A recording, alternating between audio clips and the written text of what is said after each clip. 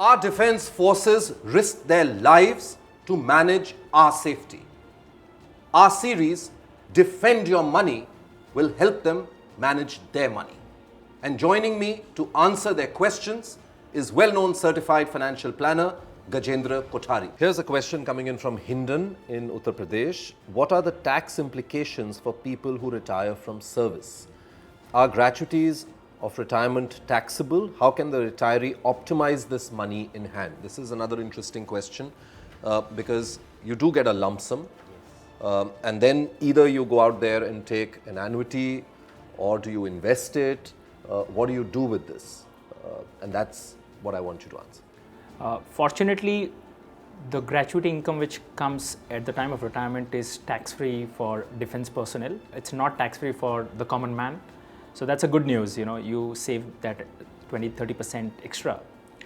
But because these kind of money come in lump sum, and it's not just gratuity, it's your pension, it's your PF money, all these things come together and given to you. And because most people have not seen this kind of money at one go, they tend to become nervous either that how to utilize this money.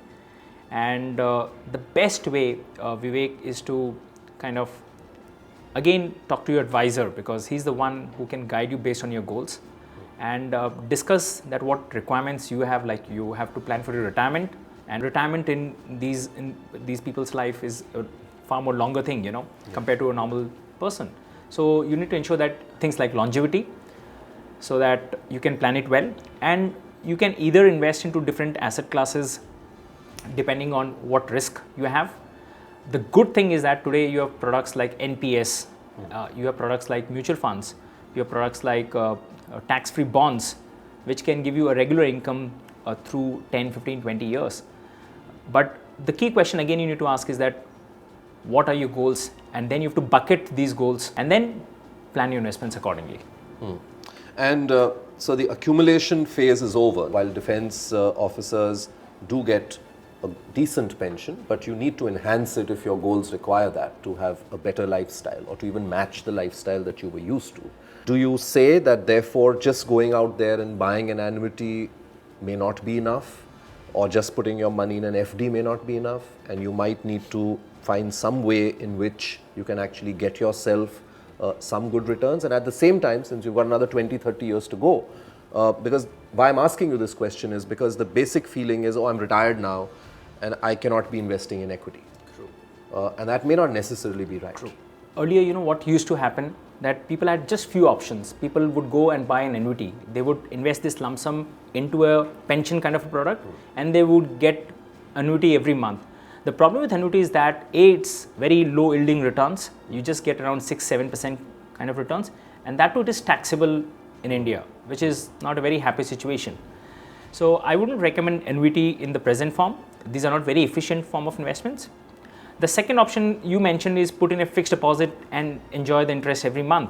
Again, that may not be a very tax efficient way to do, because you have to pay taxes also. Fortunately, there is another option through the mutual fund route, wherein there is a wonderful facility called SWP, Systematic Withdrawal Plan.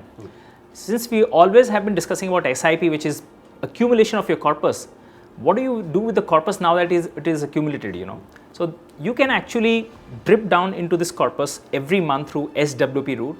You can decide what amount you want to withdraw every month, and on that particular day of the month, the money comes to your account entirely tax-free. Again, you have multiple options. Suppose you have given a corpus of 1 crore. You have the option whether you want that corpus to not to be touched in the long term, or if you want to draw down into the corpus. You have all kinds of permutations and combinations available. So this is the systematic withdrawal plan. That's correct. SWP. Yeah. This is the least talked about thing, but it's far more efficient. So you are drawing down money at the same time the money which is still there is continuing to grow. And that's where equity plays a very important role, because it doesn't mean that though you're retired, you should not take risk now.